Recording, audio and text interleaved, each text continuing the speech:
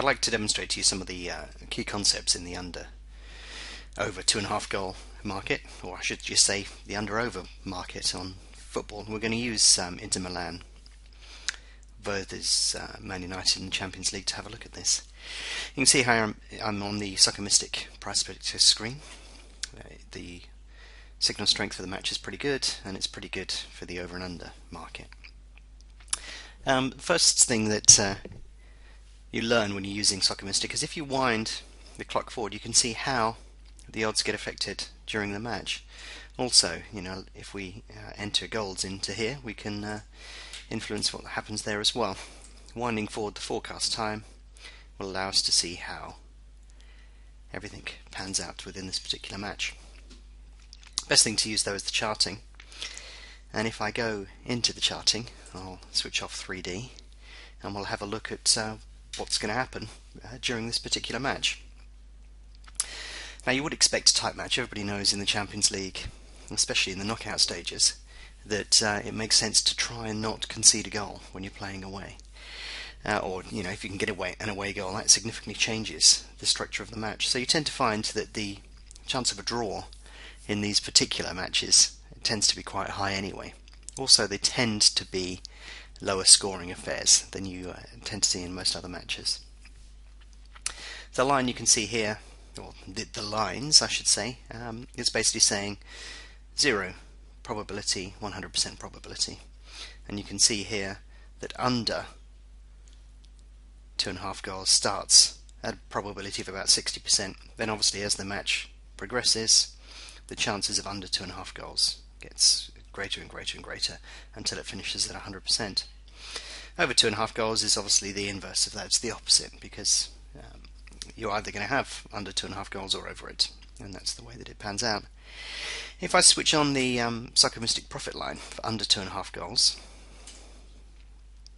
what the Soccer Mystic profit line does is it basically says this tells you where the value is. Above the line is back value, below the line is lay value. So in this scenario, you can see here our full-time forecast is 0-0.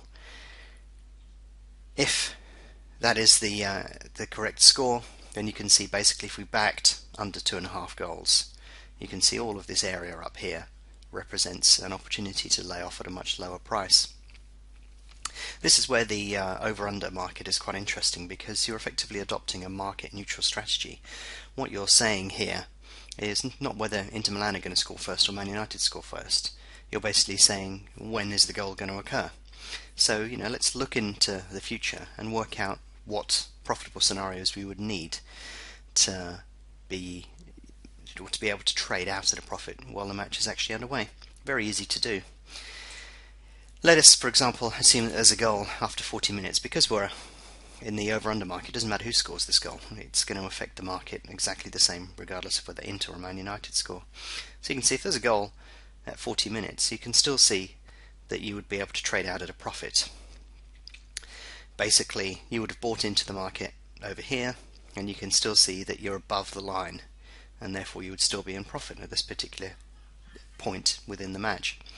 So the obvious question is, when wouldn't you be in profit? So let's amend this and let's slide this down a little bit and find out when that critical point occurs. So you can see here we're below the line at around 36 minutes. Let's push it forward a bit to 37. Maybe it'll be about 38 minutes that we'd probably see.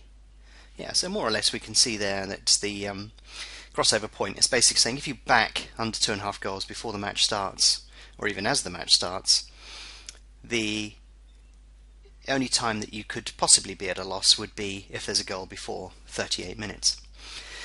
If there isn't a goal before 38 minutes, then you'd be able to trade out at a profit at any of those points. You can see all of this area above the blue line here is back value. In other words, you'd back first to lay off, and everything below the line is lay value. In other words, there's very little lay value in this particular scenario. Let's say the goal occurs a bit earlier, after 25 minutes. You can see what happens here is that we're actually underwater. If I click here, I set up one data point, and if I click there, I set up the second data point. If you look at the bottom of the screen, it says basically the time difference between those 2 points is 12 minutes. So in this scenario, if you backed under 2.5 goals and there was a goal at 25 minutes and there was no further goal up to 38 minutes, you'd basically have 12 and a half minutes where your trade would be at a potential loss if you decided to close it out. It's up to you, depending upon how the game is panning out, whether you decide to take that loss or not, or whether you wait. So let's say, big disaster, there are 2 goals in 2 minutes around this time. You can see you can do this scenario again. So if I click here and click here, pretty much nearly 47 minutes of the match you'll be potentially underwater. So this changes your perspective a bit in terms of what you're expecting and what you're looking for within the match. Basically, if there are early goals, you could be potentially underwater for a long period of time in the match, and if there are late goals, you're going to be in profit for most of the match. But also, if there's a lot of activity in the match very early on, then you've also got the potential of, if you are at a loss, you know what your downside is here. Let's say that you get 2 goals in 2 minutes. Let's work out. We backed at this price here. We're going to exit here in a blind panic. How much would we lose? Well, you would be backing at 1.6 and you'd have to lay off at 4.9.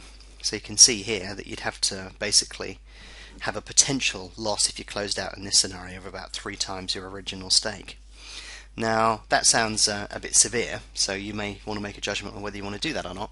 But of course, one of the wonderful things about trading on betting exchanges is that if you closed out this position for a potential loss, that loss would only come in if there's under 2.5 goals. You could easily hypothesize that because there's 2 goals in 26 minutes, it's very likely that there'll be another goal in the remainder of the match, and therefore your loss will not come in if you decide to trade out at that point.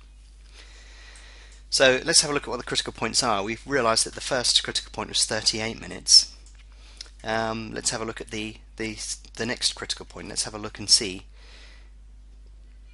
what position we need to be in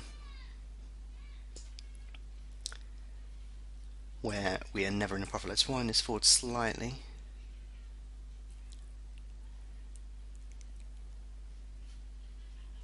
So you can see here, basically, if you have a goal, 1 goal before 38 minutes and 2 goals before 73 minutes, your position will be underwater at some point. But if you have a goal after 38 minutes and after 73 minutes, you can see that basically it makes sense to back under 2.5 goals and not lay it, because the scenario will be heavily stacked in your favour pretty much all the way along. You can see here we've had a goal here and we had a goal here, but it never breaks below the blue line. If you, even if you had a goal a few minutes inside both of these scenarios, you can actually see here that, for very small amounts of time, if I click here, for 7 minutes there and 7 minutes here, you would be slightly underwater on your trade. So, if a goal occurred in or around this period, you could just sit it out and wait for the price to return back to a better level. Looking at how the match is progressing, how many shots there are on target, and the flow of the match will give you an idea as to whether it makes sense to ride out these positions or not. If there's a lot of attacking football from both sides, which Alex Ferguson has hinted there would be, although that could be a psychological trick, then you may be well versed to take a more risk-averse approach to it. And also, if you look at how things progress in later stages of football tournaments, there may be an incentive for either side to score, to not score, and that drives a lot of what goes on in the match. If Man United left Inter with only a 1-0 defeat, you would think that they could probably turn that around at Old Trafford. If they conceded 2 goals, then there's a lot more incentive for them to go on and try and get a goal back. And if there are no goals whatsoever, Inter may fancy their chances at Old Trafford, but they'd probably prefer to score at least 1 goal before the match ended. So take all these things into account and let that shape exactly how you want to judge the market. But by using the price predictor on the over and under market on Soccer Mystic, this will give you some measure as to how much risk you're taking, what your worst scenarios would be.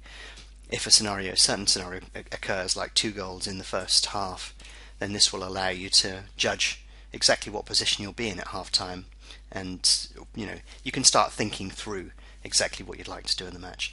And that's really what we've designed the price predictor for, give you a risk management tool that would allow you to clearly identify key points and structures within the match that you'd like to participate on, and where you may consider either opening a new position or closing out your existing one.